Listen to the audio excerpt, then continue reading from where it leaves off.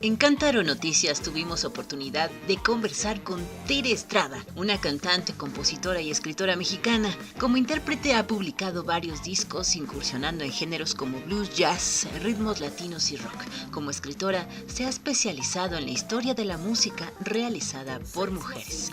Actualmente cuenta con varios discos en su haber: Azul, Transitando en Violeta, Túneles Desiertos, Viaje al Centro de tu Ser, Encuentros Cercanos Conmigo, Lotería de Pasión en vivo, Compositoras de México y Un Blues en la Penumbra. Además, como escritora, tiene los libros Sirenas al Ataque y Un Blues en la Penumbra. Con respecto a esta miniserie de Netflix titulada Rompan Todo, la historia del rock en América Latina, nos comenta que hay algunas omisiones importantes, sobre todo con respecto a la historia del rock y su relación con las mujeres. Se rompan todo, sí hay muchas omisiones, ¿no? Para empezar, digo, no nada más en la parte de las mujeres, digo, en la parte de los hombres, o sea, inadmisible que no hayan metido a Jaime López, por ejemplo, ¿no? Jaime López, Guillermo Briceño, Real de 14, MSC, entrevistan a Armando Suárez de Chacmol, pero no hacen la historia de Chacmol, ¿no? Y bueno, y faltó como hablar de las escenas del rock progresivo, digamos, el ska y el reggae, porque nada más hablan de Maldita, pero pues hay todo un movimiento de ska con otras bandas, en el reggae, por ejemplo, Los Lastillos, Antidoping, ¿no? Y otras bandas. Entonces, como que sí, no era muy difícil, lo digo, un proyecto muy ambicioso donde, pues, ¿cómo puedes hablar de tanta gente en tan poco tiempo, ¿no? Uh-huh. Y además de tantos países donde, por ejemplo, Brasil no fue incluido tampoco, por ejemplo, de Perú nada más hablan de una banda. Entonces, sí, o sea, creo que tiene como muchas cosas de omisiones, pero por ejemplo, en la parte de las mujeres, o sea, mencionan a 4 chavas, fíjate, uno de los grandes errores, mencionan a Julissa, pero no mencionan, o sea, no la ponen en un contexto histórico donde no mencionan que la canción que fue vetada se llamaba Ven Cerca, ni siquiera dan el nombre de la canción, uh-huh. Y de fondo nada más se oye La Consentida de mi profesor. Esa canción no fue la vetada, o sea, ni siquiera tienen ese contexto, y además de cómo vivían las mujeres en ese momento cuando sale la canción de Ven Cerca. Eso era lo importante, claro. Y eso ni siquiera lo mencionan, ¿no? Entonces nada más la entrevistan y pues no le sacan jugo, o sea, no la ponen en el contexto para que la gente pueda entender por qué fue importante esa canción, ¿no? O sea, ella trataba de imitar era un cover de Johnny Restrepo, y trata ella de imitar pues todos los pujidos y eso. Entonces pensaron que era una canción pornográfica y la vetaron en el radio, ¿no? Uh-huh.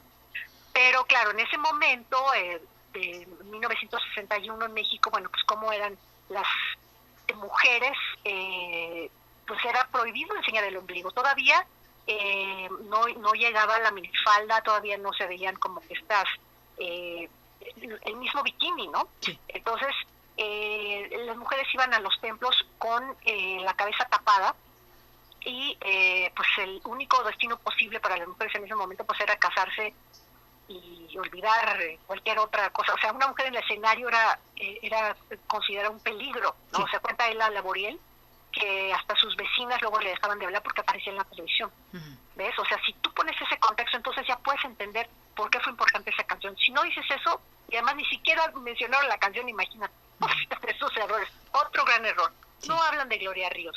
Gloria Ríos es la primera persona que graba una canción, digamos, bueno, para poner el contexto, el primer disco de rock es Pablo Beltrán Ruiz y es una versión instrumental de rock, uh-huh. ¿no? De rock and roll. Y después la primera persona que graba un disco de rock cantado es Gloria Ríos, con sus Estrellas del Ritmo, con la canción de La Mecedora, que era una canción original de Mario Patrón, y también El Relojito, uh-huh. que era un cover de Bill Haley y sus cometas.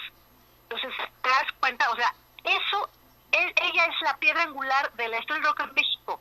Es el eslabón perdido entre el jazz y el rock en México, porque ella finalmente su banda estaba conformada por músicos pues que venían más bien como de la escena del jazz, pero sin embargo ellos fueron los primeros en fomentar este rock and roll, que era un ritmo de moda. Y bueno, también ella, como desde Gloria Ríos, pues tocaba con varias orquestas donde pues tocaban bolero, tocaban cha-cha-cha, tocaban mambo y también tocaban rock and roll. Sí. Entonces esos fueron los inicios, es la prehistoria. Después ya vienen los grupos, y cuando hablan de los grupos, sí, obviamente, bueno, sí me gustó esta parte donde hablan de los Teen Tops y donde hablan de los Locos del Ritmo, que ellos tuvieron bueno, un auge impresionante en toda Latinoamérica y, bueno, por supuesto también en España, ¿no? Eso fue básico a su participación. Pero lo que no mencionan es que también hubo un grupo de mujeres tocando instrumentos eléctricos, las Marillettes, y las Marillettes fueron importantes porque un promotor gringo, fíjate, ahí te va la historia, un promotor gringo las ve digamos, estaban tocando en alguna de estas ciudades fronterizas con Estados Unidos. Un promotor gringo las ve y dijo, no, pues este es un negocio, y se las llevó a tocar a Estados Unidos, y entonces tocaban los covers de estos grupos norteamericanos, los Hits Parades, pero lo tocaban en español y las presentaban como The Swinging Señoritas. Hasta le cambiaron el nombre, ¿no? O The Five Marías, así las presentaban, ¿no? Entonces, claro, pues les resultaba muy interesante a los gringos pues ver a estas mexicanas cantando en español, ¿no? Sus canciones, sus covers, ¿no? Sí. Y además eran egresadas del conservatorio. Entonces tenían un nivel musical muy bueno. Cuentan, por ejemplo, que Chamín Correa, este famoso guitarrista, se ponía a primera fila para ver cómo tocaba María Teresa Astorga la guitarra en el grupo de las Marillettes. Entonces, digo, son esas cosas que se omiten en la historia, pero pues para eso existe este libro, pues, ¿no? Para que podemos constatar que siempre hubo mujeres en la escena, aunque nos quieran borrar de la historia. Exactamente. Y bueno, ahora, como dices tú, siguen, ¿no? Las mujeres en la escena, y no solamente siguen haciendo cosas padrísimas, Tere, sino que además están juntas, ¿no? Y eso es lo interesante. Cuéntanos de esta agrupación en la que ahora te encuentras, pues, ¿cómo se forma o qué tantas cosas hacen? Mira, quien convoca fue primero Loli Molina, que es una guitarrista, compositora argentina, que llega a México y pues anda buscando con quién hacer red, ¿no? Con quién juntarse y conocer la escena, ¿no? Entonces, empezó como un grupo de WhatsApp de algunas chicas, eran como 20. Yo me junté hace más de un año y como año y medio más o menos tengo en esta red, y pues ha ido creciendo, ahorita somos 200. Hay algunas que no viven aquí en la Ciudad de México, hay algunas que son del interior de la República, y hay otras chavas incluso que son de Argentina, por ejemplo, hay chavas también de Uruguay, en fin, o sea, hay como que un poco de todo. Pero bueno, básicamente son mexicanas la mayoría, y bueno, a partir de ahí Mon Laferte nos invita a participar en un evento que hizo en el Palacio de los Deportes en febrero de este año, y entonces ahí se formó el coro del Palomar. Éramos 80 mujeres cantando, bueno, en ese momento cantamos con Curru Paloma, y de ahí pues salió entonces ya la idea de hacer el coro del Palomar, y tocamos con ella en el Zócalo Capitalino en marzo, y interpretamos la canción de Vivir Gitana, Canción Sin Miedo. Entonces Vivir en ese momento fue como la catapulta de Vivir para mostrar su trabajo como compositora, y esta canción pues se hicieron muchas versiones en varios idiomas. Una orquesta, ahorita no recuerdo su nombre, en Francia también quiso acompañar esta canción, entonces hicieron su versión acompañando con la orquesta la canción de Vivir Quintana. En fin, o sea, se empezó a hacer como mucho movimiento. Además es el año Sororo, o sea, este año lo vamos a recordar además del año del COVID, el año de Sororo, por excelencia, ¿no? Padrísimo. Entonces, sí, el año donde las mujeres, digamos, esta nueva ola de feminismo, cómo las mujeres se arropan y se acompañan, ¿no? Sí. Y pues bueno, busquen en las redes Energía Nuclear y busquen el Palomar. También está la página de Instagram, bueno, está en Instagram el perfil de Palomar MX, y está Energía Nuclear MX. Entonces búsquenlo para que vean pues todas las propuestas, y hay un programa de radio del Palomar que se transmite por Radio Nopal. Entonces cada miércoles pues se va pasando información de lo que está haciendo cada quien. Hay una playlist también por ahí de Energía Nuclear. Entonces, bueno, búsquenlo, acérquense para que conozcan pues las propuestas, ¿no? Yo, por ejemplo, creo que algo interesante es que también hay como varios estilos musicales. Hay chavas que tocan nada más en inglés, y a lo mejor unas son instrumentistas, otras cantan en español, otras son más cantautoras. Hay más compositoras, pero algo interesante en esta, digamos, en estos 2020 es hay más chavas productoras, ¿no? O sea, no tienen que pedirle a nadie ni permiso a nadie para hacer sus discos, para ellas hacer sus producciones. Hay más chavas ingenieras de audio, ¿no? Hay más escuelas donde puedan ellas digamos, profesionalizarse, ¿no? Uh-huh. Y eso, bueno, no pasaba hace 20 años, ¿no? Claro. Oye, si habláramos de rock, las mujeres lo que hacen ahora, tú mencionaste ya algunas características, ¿no? O sea, sororas, o sea, se apoyan entre ustedes y no solamente eso, sino que además se están profesionalizando en otras áreas y ya no tienen que estarle viendo la cara pues a los hombres en este caso para hacer sus cosas. O sea, diríamos que más o menos esta sería como pues la tendencia de la música de rock actual, lo que hacen las mujeres. Digamos que ahora son más autónomas. Uh-huh. Y es una característica que, bueno, de hecho el próximo año se cumplen 20 años de la primera aparición de mi libro de Sirenas al Ataque, sí, que en ese momento nada más abarcaba hasta el 2000, ¿no? Uh-huh. Y en ese momento, bueno, decíamos que había una tendencia a bandas mixtas.